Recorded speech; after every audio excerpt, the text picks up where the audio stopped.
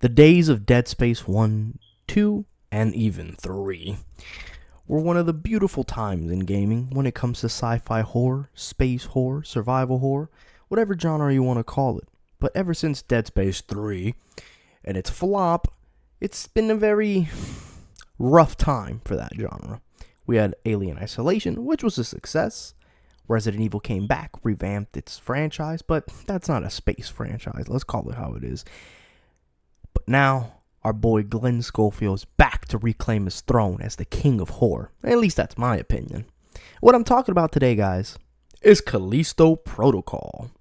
Hey everybody, it's your boy Gene from Gray Matter Games, and I'm back with another video, and like I said, we're going to be covering Callisto Protocol, which will be releasing December 2nd, very last minute, on PC, Xbox One, Xbox Series X and S, PS4, and PS5. And what I mean by last minute, I mean last minute coverage. It's just I've been trying to keep myself, out of the loops in this game. I'm really anticipating this game to be a major success.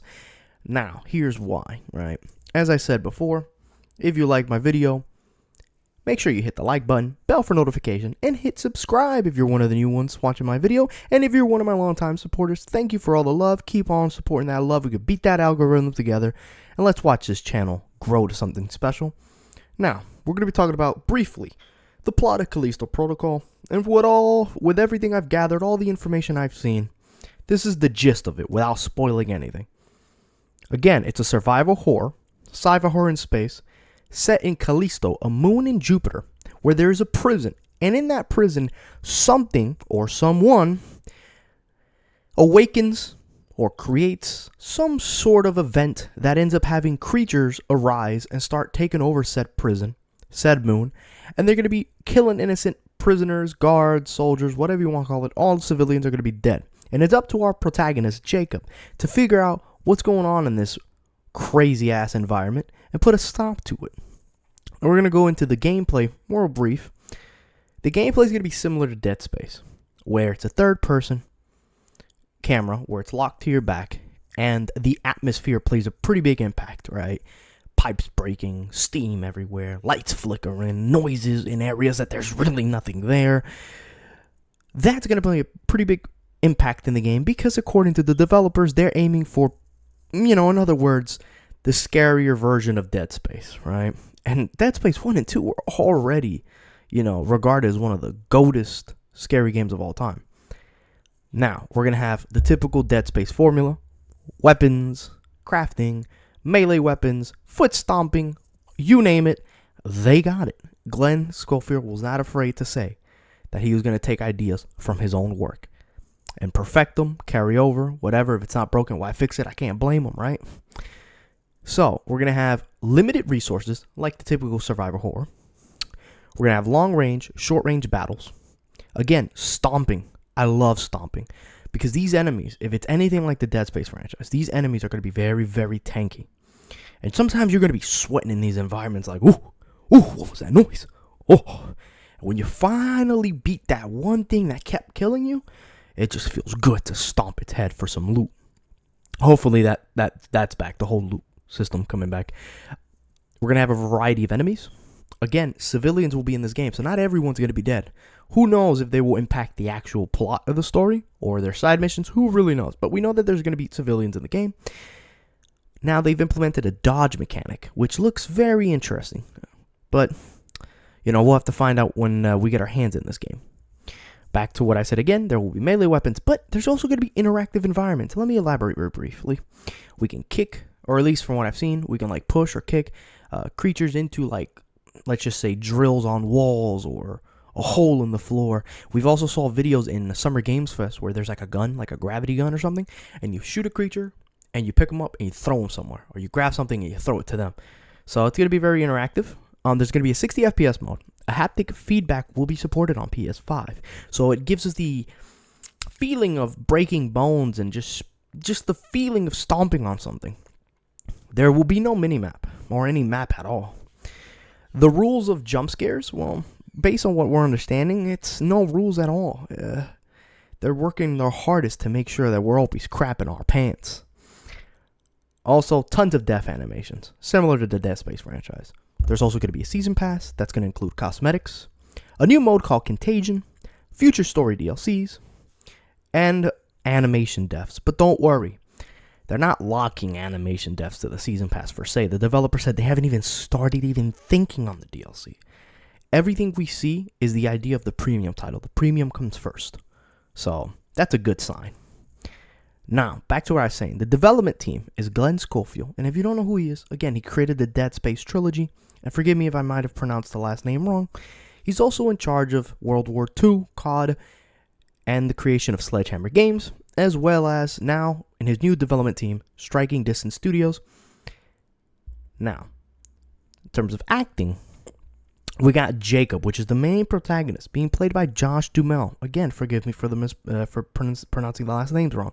He's an actor known for his Transformers role in many other movies, as well as being one of the main characters in Call of Duty World War II. His acting chops in video games are A1. I can guarantee you.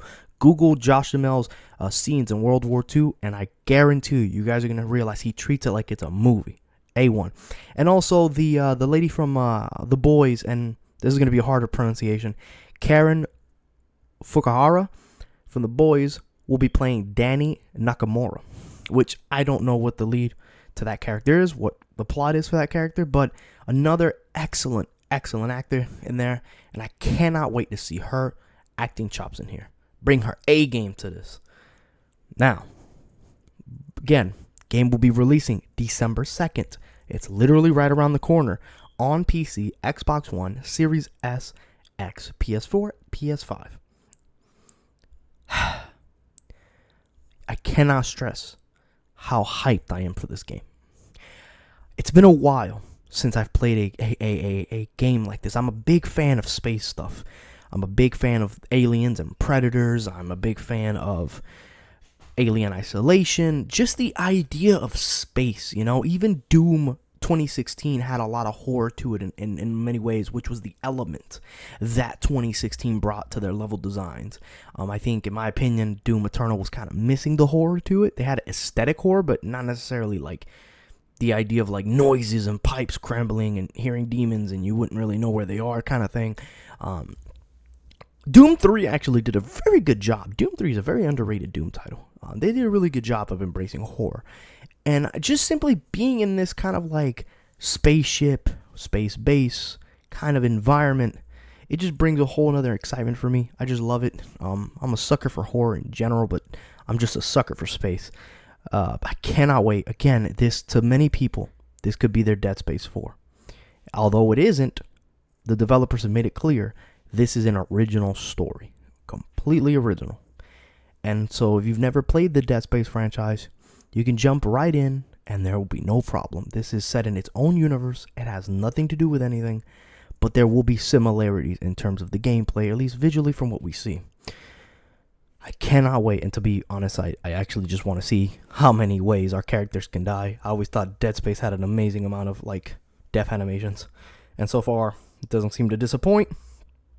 But I think that's going to be all for today, everybody. Hopefully this helps you kind of decide if you want to buy this game or not. I understand next-gen titles are a little bit more pricier. Hopefully this video kind of helps you if you're on the fence, if you want to indulge in this genre or not. The whole point of my channel is to help casual gamers get into gaming or get introduced to a set genre. Eventually we're going to be having Nintendo content coming up to here into this channel soon. I don't have a Switch. That's why I've never really talked about Nintendo stuff. I never really played Nintendo myself. But it's going to be a new experience for all of us. Until next time, everybody, if you look right above, you're going to see a link to a review video on, honestly, it could be Plague Tale. It could be Gotham Knights. It could be God of War. You're going to see evidence of other review videos I've done above and a link in the description. And if you want to see this trailer in its full glory, link will be in the description as well. Comes from some love to this channel. Hit the like button, hit the bell for notification, and subscribe, and make sure you show your friends these videos, and we're going to see this channel grow to something very, very, very special. Until next time, everybody, it's your boy Gene from Grey Matter Games. I'm out.